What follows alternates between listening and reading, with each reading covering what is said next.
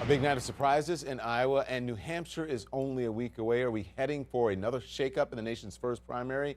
Here to discuss is Kristin Soltis Anderson, Washington Examiner columnist, and Republican strategist Kayleigh McEnany and Cheri Jacobus. Good to have all of you ladies on. Thank you so much for joining us. Thank you. So, Kayleigh, the first question is for you. Jeb Bushs is out with a new ad tonight that will air in New Hampshire, hitting Donald Trump. Take a look, and then we'll discuss. Donald Trump has a woman problem. Where I could stand in the middle of Fifth Avenue and shoot somebody and I wouldn't lose any voters, okay? I'm sick and tired of politicians that find ways to disparage people to make themselves look strong. It is not strong to insult women. It is not a sign of strength. It is not a sign of strength when you say that a POW is a loser because they got caught. John McCain is a hero. It is not a sign of strength disparaging the disabled in this country. It is not. It is a sign of deep insecurity and weakness. So, Kayleigh, hitting Trump's meanness and highlighting Jeb Bush's hopeful, optimistic tone, how effective is this ad? I don't think it's an effective ad. You know, Donald Trump is not politically correct, and people love that about him. People are sick and tired of walking around on eggshells in this country and acting and having others act as if anything you say could be used against you. He's not politically correct, and voters like that. And it's really ironic in that ad to hear Jeb Bush say he's tired of politicians, because Jeb Bush is the stereotypical politician. And really, I think when you look at the results last night, it's striking that 70% of voters voted for an outsider candidate or someone who's never been in Washington.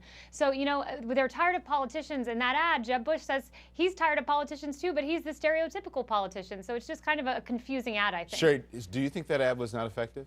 I think that ad was very effective, one of the best that I've seen, and probably gives Jeb at least, you know, in a little higher, gets higher steam down the minds of many Republicans who are not happy with the fact that he's going so hard against Marco Rubio. But look, this has nothing to do with political correctness. What Donald Trump said about John McCain and POWs, that actually is what turned me at that moment. I thought, this is too much. This man is unfit. This has nothing to do with political correctness. And that's a talking point that worked for him a little bit in rallies, but it's not going to as you head into New Hampshire. I think he's probably going to win New Hampshire because there isn't enough time to cut into his lead. They're all fighting for second place right now.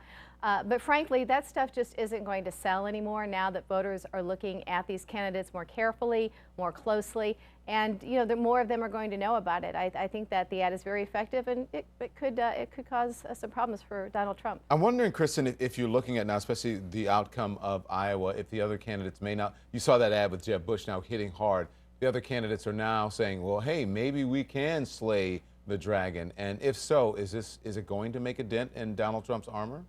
The reason why the result in Iowa matters so much is it proves that Donald Trump can be beaten, that he is not infallible. Throughout this campaign, a lot of folks have looked on in awe as every time Donald Trump has done something that people thought, well, this is going to be the end of Donald Trump, his poll numbers only went higher. This is the first time that he's seen something that could look like a real setback. And I think that ad actually says almost more about Jeb Bush than it does about Donald Trump. He's trying to show that he's not low energy, that he actually is a fighter. And even if he's not the one that is necessarily going to be the nominee, he wants to at least make sure that Trump is not where the future of his party winds up. I want to get your reaction on that. I want you to take a look at these entrance polling. This is entrance polling in Iowa. Voters were asked if they went to into caucus, who they thought would win in November. And here it is. 44% said Rubio.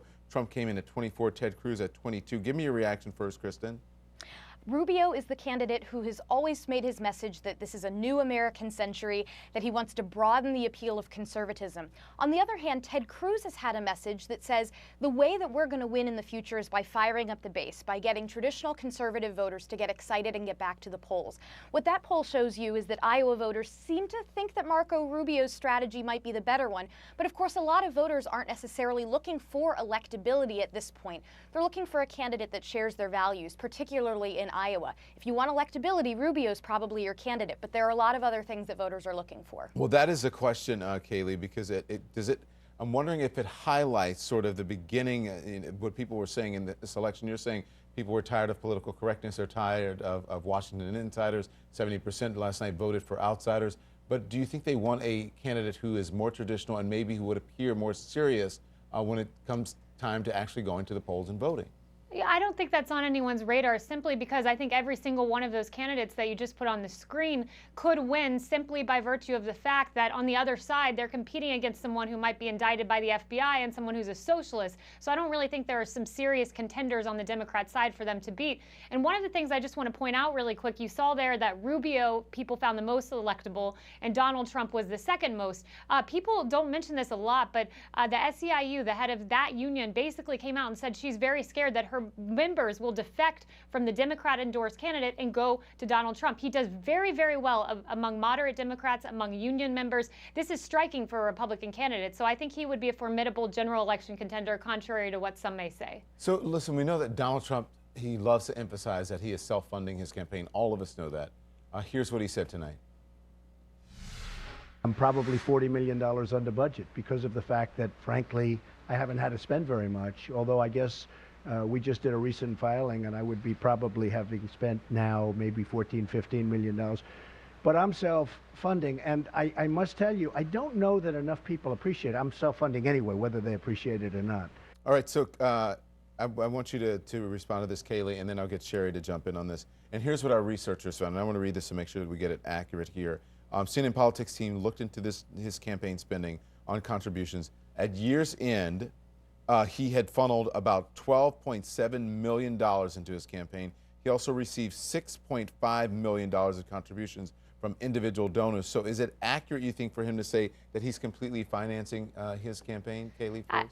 I think unlike any candidate we've ever seen probably in modern political history, Donald Trump is by and large funding his own campaign. He's not beholden to lobbyists in the way some of these other candidates might be. You know, you look and you have many of the candidates who've received donations from Wall Street. I would venture to say almost all of them. And Donald Trump, by and large, isn't doing that because he has his own cash flow of wealth. So if he's received independent contributions, maybe, yes, that's true, as you just pointed out. But by and large, he's funding his own campaign in a way that is very distinct from other candidates. Go ahead, Cheri. What we've seen is that he's so far funding 2/3 of his campaign. That doesn't count the free media that he's gotten. Look, Donald Trump also had a super PAC that he started out with, and he lied about it, and they had to quick shut it down. He got $100,000 from his daughter's in-laws for that super PAC, and he attended 2 fundraisers for that super PAC. And also another reason he shut it down is when he went to the 3 big GOP billionaire donors, Adelson, Singer, and the Koch brothers, they turned him down. He wanted them to fund his campaign. So this business about bragging that he's self-funding is only because he went to the traditional Republican money and they didn't want him. If he could get it, he'd take it. So it's a talking point that I think is way disingenuous, and I think more people are going to find out about that as this wears on. Kristin, the front page of Trump's website has not one but 2 buttons to donate. He tweeted this today, that the voters may not appreciate he is self-funding and it might not be worth it. If the campaign goes on all the way to the convention, do you expect him to change his position on that?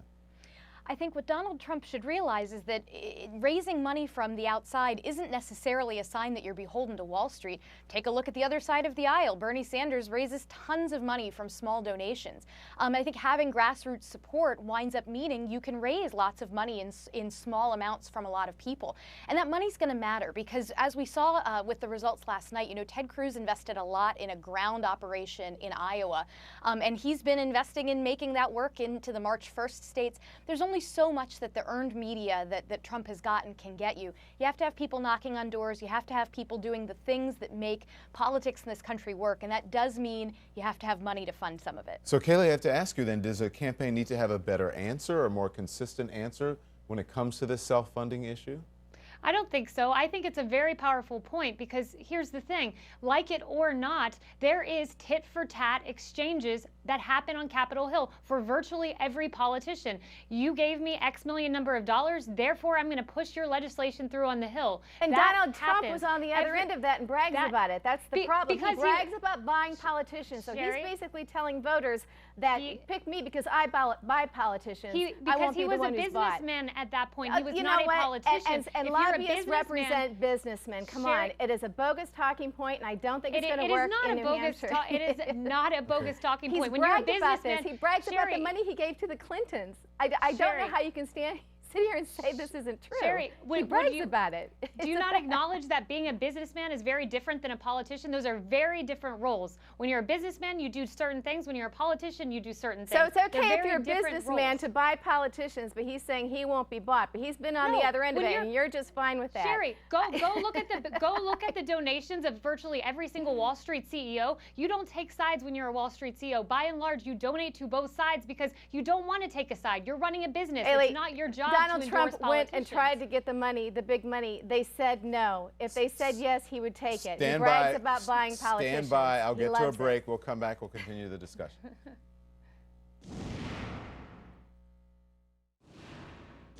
All right, back with me now, Kristin Soltis Anderson, Kayleigh McEnany, and Cheri Jacobus. So, Kristin, a lot of people are saying that Ted Cruz should be thanking Marco Rubio for helping to blunt a Trump win in Iowa. Do you think that we could, see that happen again in New Hampshire, or are the players going to be totally different there, you think? I think the players in New Hampshire are going to be very different. It's an incredibly different electorate. Ted Cruz benefited from the fact that in Iowa, such a huge portion of the electorate there is evangelical, and Ted Cruz built an operation that really figured out how to turn out the evangelical vote for him. Whole different ballgame in New Hampshire. There you've got the influence of independents who might choose whether they want to be in the Republican or the Democratic caucus, and that's why you see folks like John Kasich and Chris Christie, who really weren't part of the conversation in Iowa at all, but who may bubble up and actually have surprising nights coming next Tuesday in New Hampshire. Kayleigh, there's a pro-Marco Rubio super PAC ad. It's hitting Ted Cruz and Donald Trump. Take a look. Ted Cruz says Donald Trump has boatloads of liberal positions. Donald Trump says Ted Cruz can't beat the Democrats. Well, they're both right. Marco Rubio is the conservative who can win, and the Clinton machine knows it. Rubio beat the establishment. He'll unite Republicans and restore the American dream. If you're not with Marco, you're electing the Democrats. Conservative Solutions PAC is responsible for the content of this advertising. All right, Kayleigh, Marco Rubio is saying, hey, look, this is a three-man race right now. Yeah, and it's really comical to watch that ad. I have great respect for Marco Rubio. He has a lot of great qualities, but it's really funny to see him try to paint Donald Trump and Ted Cruz as the establishment candidates or the liberal candidates. It just simply makes no sense because Marco Rubio was the one on the Hill with Chuck Schumer fighting for this bipartisan immigration bill that essentially granted amnesty. He is the one who would not stand with Rand Paul and Ted Cruz to vote for legislation to temporarily ban immigration from terrorist hotbed countries. This is someone who has been on the wrong side of every conservative issue, or a great majority of them. So it's really funny to see him try to move to the right of the only two real conservative candidates in the race. Kristin, why are you shaking your head? Marco Rubio has a 94% rating from Heritage Action, which is the group that really sort of defines conservative purity. So he's only really 6% behind Ted Cruz, who has the 100% rating. It's Donald Trump who is the person who has never really stood for limited government or conservative values. What Donald Trump stands for is in some ways, it's very different. It's sort of working class economic values, which certainly has a constituency in the Republican Party and its voters that they need to bring back. But it's very different than being able to actually call yourself a principled conservative. I agree with you that he has some populist policies. That's absolutely correct. But Donald Trump has taken some of the boldest conservative stances in this race and not backed down from them and actually pushed several of the candidates right. Cheri, last word. Well, I don't think that Donald Trump is a conservative, and he's not a Republican, and he's switched parties, 4 or 5 times in just in recent years. But with regard to how this is going into New Hampshire and how this looks different than Iowa, today Ted Cruz actually mentioned John Kasich's name, and that's not something that we've heard because John Kasich is in second place in most of the polls in New Hampshire. So I think you're going to see there's a race for second place. Ted Cruz is now competing against John Kasich. I think they've kind of given the first place slot to Donald Trump because there isn't enough time to capitalize too much on Trump's shocking loss last night in Iowa, although I think his numbers will go down. So I think right now you're going to see this fight for second place. First time I've heard any of the top-tier candidates mention John Kasich's name, but he is camped out in New Hampshire, and he's got the numbers, so that could get pretty interesting with Kasich. He may have his moment. Thank you, everyone. Up next, Bernie Sanders' strong showing in Iowa, how his campaign, how it's feeling tonight, and find out when we come back what everyone is doing, including Bernie Sanders.